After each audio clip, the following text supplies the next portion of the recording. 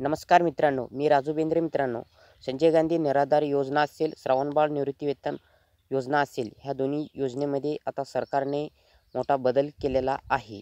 जो तुम्हाला दर महिन्याला पैसे मिळतात, जे काही अनुदान मिळतं, ते आता DBTद्वारे मिळणार आहे. त्याचबरोबर तुम्ही ह्या दोन्ही योजने लाभार्थी असाल, तर तुम्हाला ह्या तारखेच्या आत हे डॉक्युमेंट्स द्यायचं आहे. नाही दिला तर पैसे येणे बंद होतील. तर मित्रांनो, DBT म्हणजे काय? तो कुठून लिंक करायचा?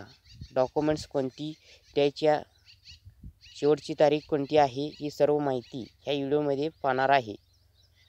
तर व्हिडिओ कुठे स्किप न करता शेवटपर्यंत पहा, तरच तुम्हाला सर्व माहिती समजेल. आपल्या आर्बिटेक मराठी यूट्यूब चॅनलवरती नवीन आला असाल तर चॅनलला सबस्क्राईब करून ठेवा. असेच दररोज नवीन महत्त्वाचे व्हिडिओ आपल्या चॅनलवर पाहायला मिळतील. आणि हा व्हिडिओ तुमच्या मित्रांना शेअर करा आणि जास्तीत जास्त व्हॉट्सअप ग्रुपवरती व्हिडिओ शेअर करायला विसरू नका. तर चला मित्रांनो, व्हिडिओ सुरू करू. तर मित्रांनो, हा शासन निर्णय नोटीस सामाजिक न्याय व विशेष सहाय्य विभागाकडून सर्व जिल्ह्यातील जिल्हाधिकारी यांच्याकडे देण्यात आलेला आहे. तर ह्यामध्ये विषय काय सांगितलेला आहे, तर संजय गांधी निराधार अनुदान योजना व श्रावणबाळ सेवा राज्य निवृत्तीवेतन योजनेतील लाभार्थ्यांना अर्थसहाय्य वितरणाबाबतचा हा शासन निर्णय आहे. म्हणजे वैयक्तिक लाभाच्या योजनेतील लाभार्थी यांचे आधार कार्डशी संलग्न करण्याची कार्यवाही ह्या शासनाने दिलेला आहे. संजय गांधी निराधार अनुदान योजना असेल व श्रावणबाळ सेवा राज्य निवृत्तीवेतन योजना असेल, ह्या योजनेला लाभार्थींचे आधार कार्ड जे बँक अकाउंट आहे त्याला लिंक करण्यासाठी हा शासनाने निर्णयचा नोटीस पाठवला आहे. तसेच संजय गांधी निराधार अनुदान योजना व श्रावणबाळ सेवा राज्य निवृत्तीवेतन ह्या योजनेतील लाभार्थ्यांना अर्थसहाय्य वितरण DBT पोर्टलद्वारे करण्यात शासनाने निर्णय घेतलेला आहे. त्यानुसार आपल्या जिल्ह्यातील सदर योजनेतील सर्व लाभार्थ्यांना ही माहिती विवरणपत्राद्वारे भरण्याची, योजनेतील लाभार्थ्यांचे आधार कार्डाशी संलग्न करायचे आहे.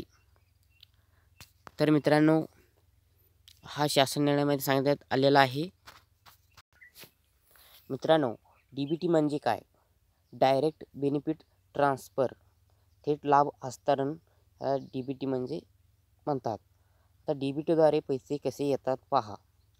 जे काही सरकारची योजना आहेत, PM किसान योजना, नमो शेतकरी योजना, अशा योजनेचे पैसे लाभार्थ्यांच्या खात्यावरती डायरेक्ट ट्रान्सफर केला जातो. तसाच ह्या संजय गांधी निराधार अनुदान योजना व श्रावणबाळ राज्य निवृत्तीवेतन योजनेच्या लाभार्थ्यांच्या खात्यात पण डायरेक्ट त्यांचे जे अनुदान आहे ते ट्रान्सफर केला जाऊ शकतो DBTद्वारे. तर मित्रांनो, DBTला बँक अकाउंट कसं लिंक करायचं बँकेमधून? तुमच्या बँक खात्याला DBTचे फायदे प्राप्त करण्यासाठी कृपया तुम्ही ज्या बँकेची शाखेत खाते उघडलेलं आहे त्या बँकेला भेट द्या आणि बँकेच्या आदेश आणि समिती फॉर्म भरून तुमच्या खात्याशी आधार लिंक करण्याची बँकेला विनंती करा. हे खाते DBT सक्षम खाते म्हणून ऑपरेट करण्यासाठी बँकेद्वारे NPCI मॅपरसह सीड केला जाईल. मित्रांनो, तुम्हाला ज्या बँकेमध्ये ह्या योजनेचं पैसे घ्यायचं आहे त्या बँकेमध्ये जाऊन तुम्ही आधार कार्डला बँक अकाउंट लिंक करू शकता आणि तुम्ही बँकेला जायचं गरज नसेल. कुठूनही तुम्ही आधार कार्डाशी अंगठा देऊन तुमचं पैसे काढू शकता. बँकेला जाण्याची गरजच नाही. तर मित्रांनो, आता कोणती डॉक्युमेंट्स किती तारखेच्या आत द्यायचं आहे पहा.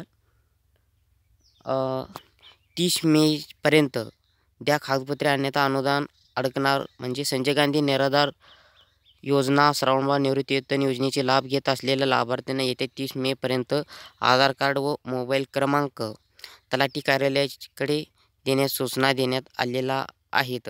ह्या मुदतीत आधार कार्ड व मोबाईल क्रमांक न देणाऱ्या लाभार्थ्यांना अनुदानापासून वंचित राहू शकते. मित्रांनो, हे डॉक्युमेंट्स लवकरात लवकर तुम्ही तलाठी कार्यालय किंवा तहसीलदार ऑफिसमध्ये जमा करावे.